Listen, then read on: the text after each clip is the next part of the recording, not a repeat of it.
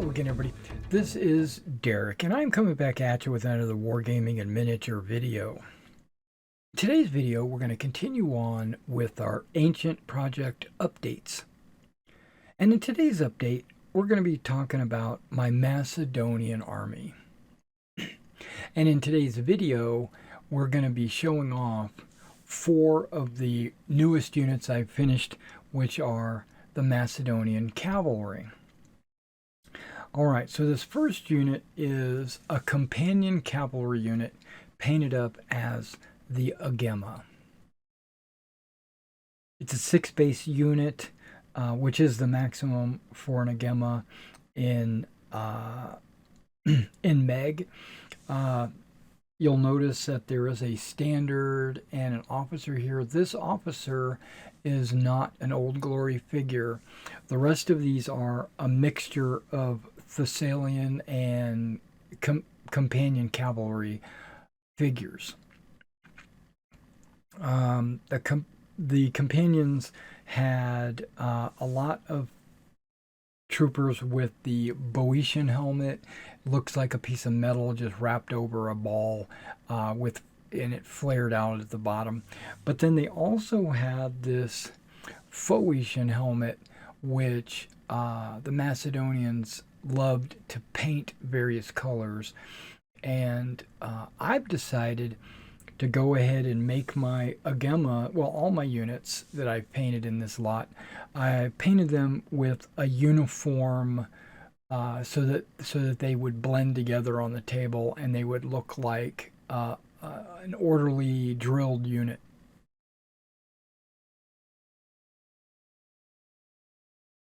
Now, really the thing that stands out on this unit here is their yellow capes.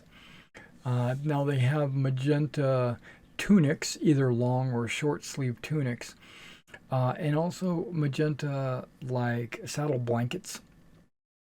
And some of the horses have like a cloth drape under their neck.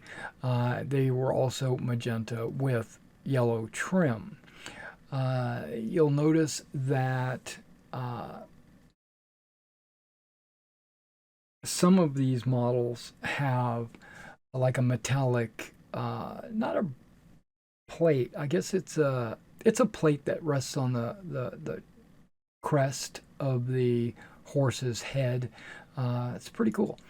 Now, these are either long or either long spears or lances, and so it's a variety. Now, one thing I noticed through painting them and researching, what colors I should use, I noticed that they had red straps for their horse furniture. So it was unique to the Agemas. They had red bit bridle, what do you call the thing? A reins, that kind of stuff. That was all in red straps. You'll also notice throughout all of these cavalry units, it's kind of a subtle difference, but I painted these horses with 3 colors of brown. You'll notice that, well, there was a primary color of really dark walnut brown, but then I lightened up each of those horses with either like a monster brown or a red, whoops, wrong one, like a red brown or like a mud brown. So there's a lot of variety, but it is super subtle. It's not like a stark contrast. It's almost maybe wasn't worth doing because they're so similar. But in person, when I'm looking at the models, you can really, you can tell the difference. On camera with the bright lights, it might not show up as good as it does on the table. All right, let me show you my next companion unit. All right, guys, and this is my second unit. This is just a companion, not a just, but it is a companion cavalry. Now, if you notice, the big difference is their cape color. Basically, all their colors are reversed. This time I went with yellow tunics and the magenta capes. Now,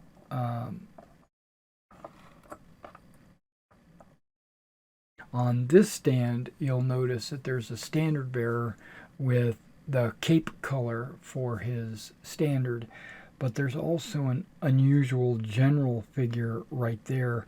I do believe that I got that from the Old Glory command pack, but for some reason what's making me think is maybe that was a Forged in Battle general pack. I lost track of where I got that figure from. You'll notice that on the second unit, the Companion Cavalry, anybody that's got the Phoenician helmet is painted, it's colored. The Macedonians would do that. And so there are 3 red, 3 blue, and 3 yellows. Mainly just because I wanted a variety. I thought about putting a couple of whites in there as well, but I went away from it. You'll notice that this is also a mix of Thessalian and Companion Cavalry models, but again, that was because I wanted a variety of poses and positions of where the spears were, etc.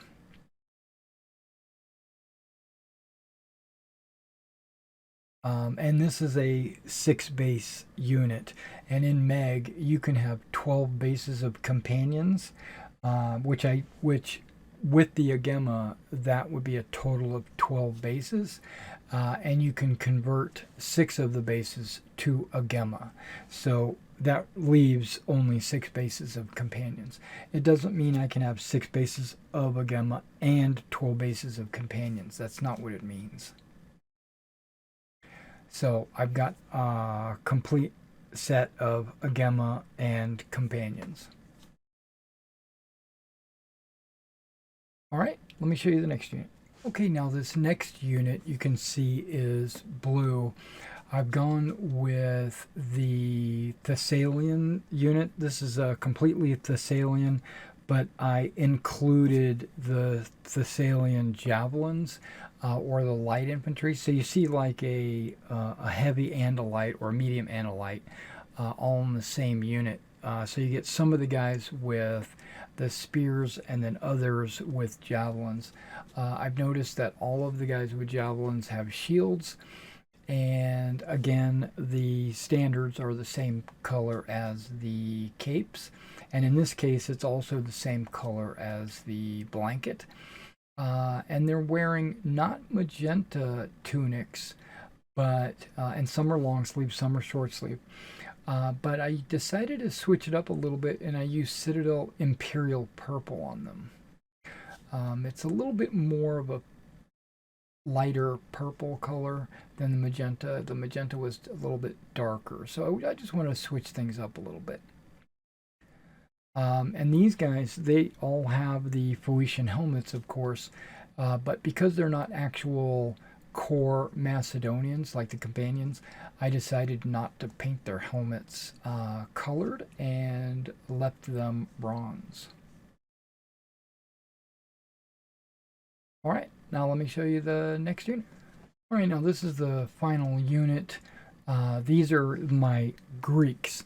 Now, if you saw or see in black and white, you would think that this looks exactly like the Thessalian units because the models are exactly the same. There is the medium and the heavy, or the lights and the heavies. Some have javelins, some have spears. You'll see the standard, same color as the capes and the furniture and all that. But this is a red unit versus the blue, and this is going to be my Greeks. Now, if I wanted to because my Thessalians could be 6 bases. I could just take a couple of these and put them with the Thessalians, and I could have a 6-base Thessalian unit, and then just take 2 of these bases and put them to the side, because you can't have a 2-base Greek unit. Now, if I was doing Magna, that would be the size of the unit, and that would be no problem. But I'm trying to do Maximus, which is a 6-base unit. Now, finally, I do want to point something out. I've recorded this once already, and when I got to the end of the video, I noticed that I had nothing recorded. I did not actually press the record button, so that's okay. So this is the second attempt at recording this, and I'm keeping my eyes on the record button. Yeah, it's red. Okay, but there is something I wanted to point out in all my cavalry units, not just these Greeks, but you'll notice that they're wearing boots, calf boots, or boots that go up to the bottom of the knee, right? And that is the same on all of these figures, all the companions, all the Agema, all the Greeks, the Phoenicians, Thessalians, they're all calf boots. And my research tells me that that shouldn't be the case. There should be, specifically the companions, I thought wore ankle-high sandals and not calf-high boots. But there is some evidence that they did wear boots. So some people had boots, some people had sandals or whatever. But all of these figures have boots. So I decided to paint them up as boots. Basically, surrender to the caster who made these models. Now, could I have gone through with an X-Acto knife and trimmed where the calf boot meets the calf, smooth that out, make it look like he's not wearing boots? Could I have maybe cut or scratched a line right above his ankle to make it look like he has an ankle boot on? And then I could have painted the entire leg flesh and then just painted the foot.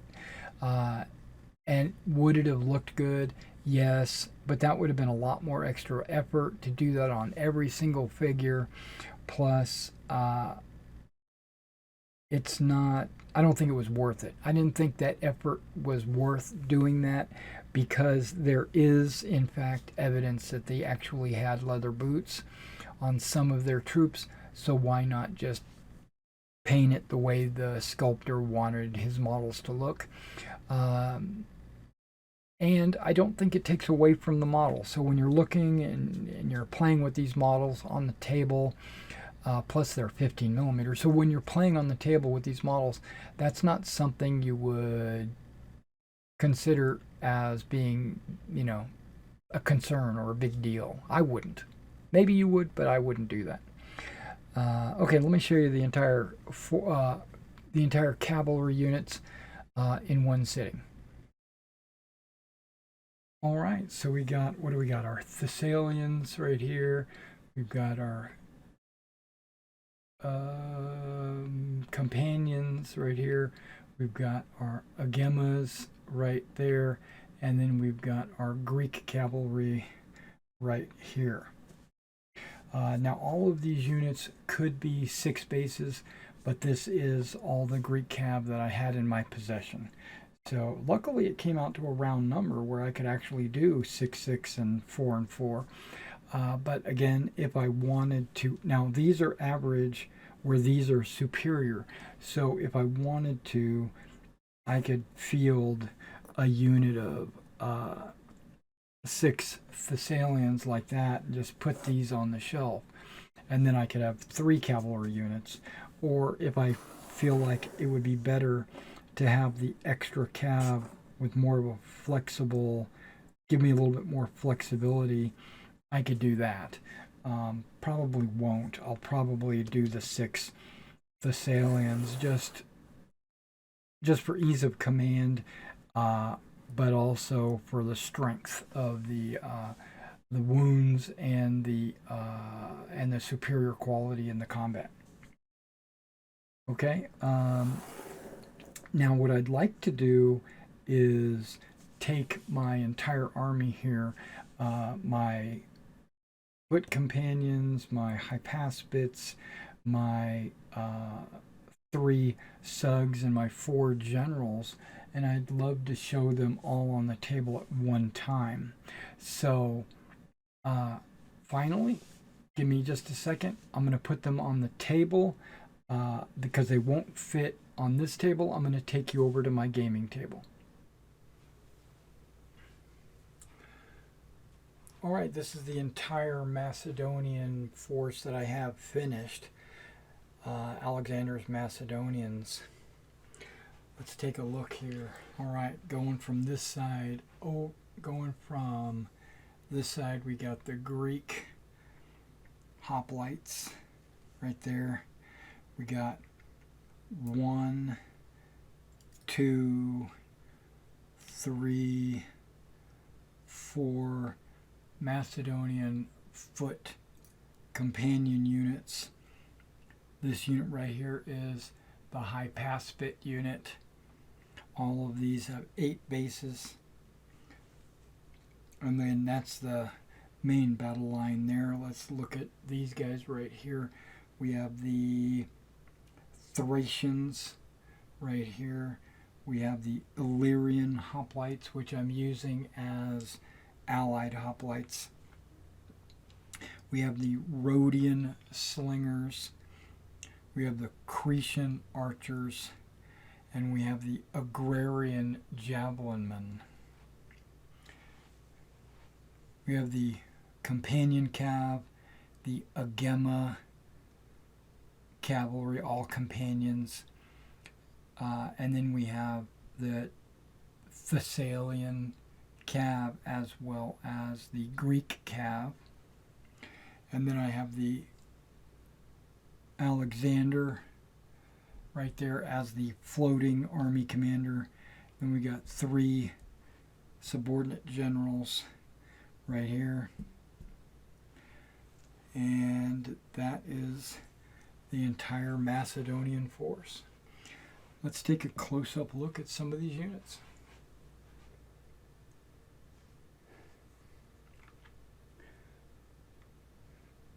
All right, we're looking at, what do we say, that the Thracians, the Illyrians, the Rhodian slingers, Cretan archers, the Agrarian javelinmen, the Agema and companion cavalry,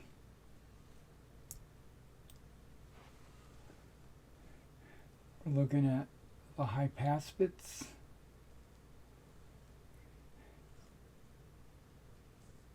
and then we're looking at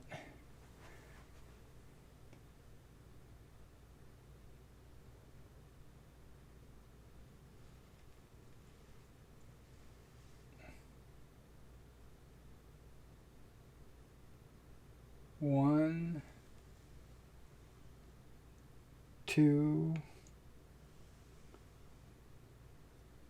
3, and 4 foot companions, as well as the Greek hoplites. These being ultracast. When I picked them up, they were like super lightweight because they're not metal. We got General,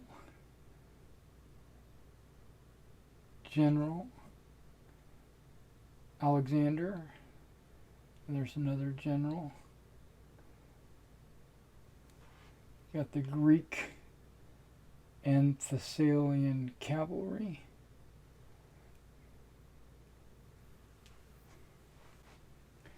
And that's the entire Alexandrian Macedonian army.